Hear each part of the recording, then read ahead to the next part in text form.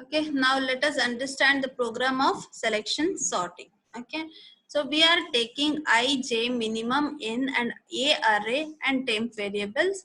First step is to read the value of N, the size of the array. So we are going to ask user enter number of elements. So user is going to enter 5 if there are 5 elements, 10 if there are 10 elements, and that value will be stored in the variable N. After that, we are asking user enter array elements which needs to be sorted. Using for loop and scanf, we are reading all the array elements one by one. As I explained before, we have already understood how it is going to read one by one, starting from a of 0 till a of n minus 1. Okay. So after that, you are having for loop I is equal to 0, I is less than n minus 1. How many passes are required? 0 to n minus 1. If there are 5 elements, 0 to 4. Okay, 4 passes are required. So first time I'll be considering the first element as the minimum element.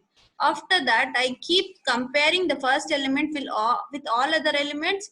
If I find any other element which is less than the first element, then I mark that element as the minimum element.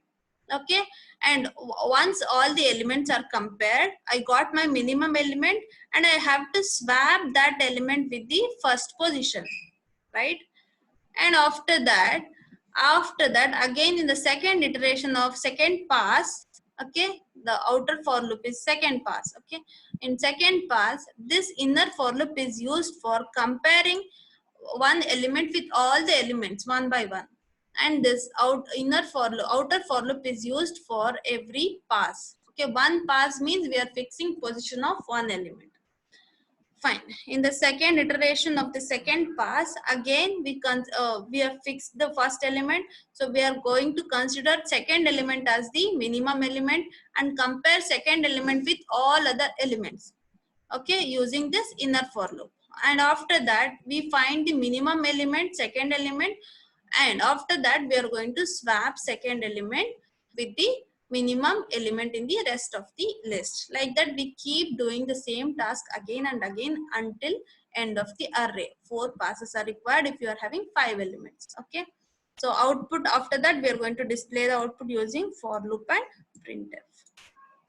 Say this, what is the expected output? We'll be asking user enter number of elements. If user enter 5, we are asking enter 5 elements, enter array elements which needs to be sorted. So it is in unsorted form, and after that it's going to print the sorted array as the result.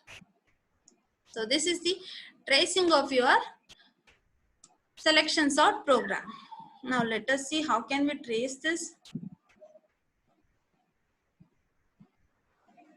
Fine. See, we are having what?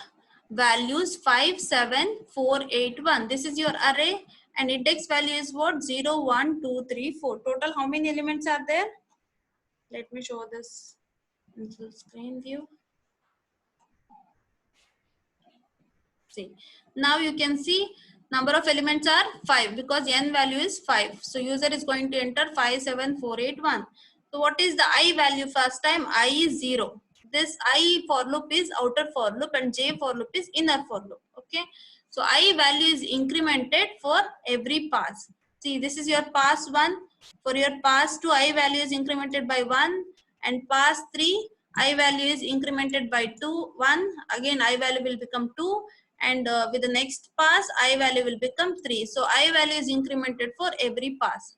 Okay, there are four times. If your I loop executes means you are having 4 pass. Okay, so in the first pass, what is the minimum value? Minimum value is considered as I. So I is equal to 0. That is why minimum value is considered as I. After that, J value is equal to I plus 1. And I is nothing but 0. So 0 plus 1 is 1. 1 to J is less than 5. That is J is equal to 1, 2, 3, 4. So what is the condition? J for loop is having the condition J is equal to 0 till J is less than 5. So you have to execute this J for loops until 1 to 4. Okay. So first time J value is 1. So we are going to check whether A of 1 is less than A of 0 because minimum is considered as the first element, 0th element. So A of 1 means what? A of 1 means 7. we are checking whether 7 is less than 5. It is not less than 5, it is false. So minimum will be same. We are not going to modify the minimum. So in the second iteration of J for loop, J is incremented by 1, J is 2 now. A of J is less than A of minimum. A of 2 is less than, minimum is considered as 0. So A of 2 is less than, what is the first value? 5. So whether A of 2 means 4, whether 4 is less than 5. 4 is less than 5. This condition is true because 4 is less than 5. Now I am going to consider minimum as second index because 4 is the minimum value as of now. And after that, J value is incremented by 1. Now J is equal to 3 and you are going to check whether A of J is less than A of minimum. Now A of 3 is less than A of 2. What is A of 3? 8. Whether 8 is less than 4, this condition is wrong. So minimum will remain same. So minimum is going to be 4. Okay. Now after that, in the next iteration, J value will become 4. And A of 4 is less than A of 2. A of 4 means what? The last element, whether 1 is less than 4. We are checking this. 1 is less than 4. This condition is true. So minimum is set to J is equal to 4 because we are referring minimum keyword for index values. J when J is equal to 4 means you are reading the last element. Okay.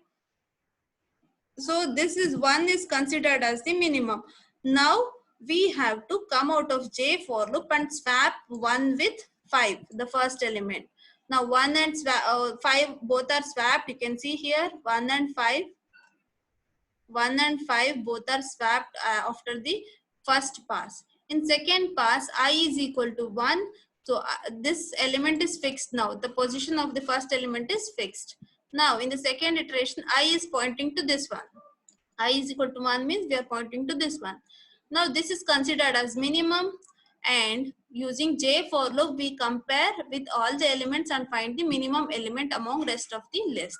Now J is equal to 2 and we compare this one and this one. Which one is minimum? 4 is minimum. So we are going to consider minimum is equal to, this condition is true. So minimum is set to 2 because 4 is minimum now. And after that J is incremented. So J is 3 and 8 and 4 are compared here. 8 and 4. 8 is not less than 4. So we are going to next step and again compare. J A of 4 is less than A of 2 means what? This 5 is less than 4. No, 5 is not less than 4. So 4 is considered as the minimum in the second pass. Now 4 and 7 are swapped. Okay, after executing second pass, you can see here we have to swap 4 and 7. Now second element position is fixed. Now in the third pass, I is equal to 0 because I starts from here. Now this is the rest of the array which I should compare. Now this is considered as the minimum element. Now using J is equal to 3. J is equal to 3 means we are pointing to this one. Now we are comparing whether 8 is less than 7. No, it is not true. So minimum remains same. So after that J is equal to 4. So we are pointing to this one when J is equal to 4 and 5 is less than 7. This condition is true. So we are going to set minimum as J4. So 4 is nothing but this 5 is considered as the minimum. Throughout the program we are referring index, not the actual value. Okay. So 5 is less than 7. So 5 must be swapped with 7. That is what is done here. 5 came to this position, 7 came to last position. So in the last iteration, I value is 3. So I is pointing to 8. This one, and minimum is considered as 3. And after that J value is 4. So we are comparing 7 is less than 8. Yes, it is. So we are going to swap 7 and 8. So both are swapped. After that we got the sorted array. This is tracing of your selection sort. Now, what is the key difference between bubble sort and selection sort? In bubble sort, we have each element and its adjacent element is compared. Each element is compared with its adjacent element and swapping is done if it is required, if the condition is satisfied. But in selection sort, we select one element and swap that particular element with the last element. Okay, we select any minimum or maximum element and swap that. If you are finding with minimum element, then we swap with the first element. If you are working with maximum element, then we swap with the last element.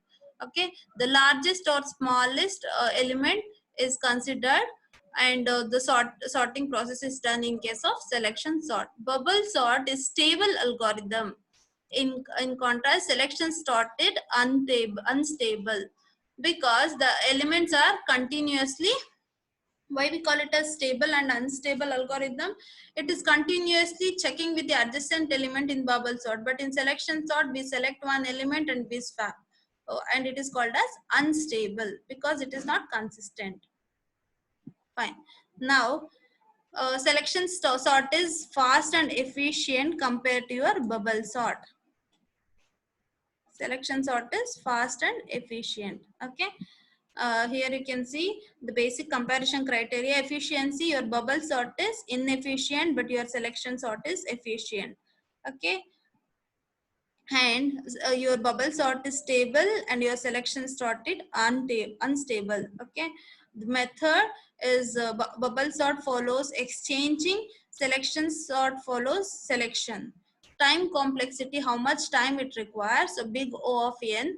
There are different notation using which we represent time complexity of algorithm. Okay, so big O of n for bubble sort and big O of n of 2 for selection sort.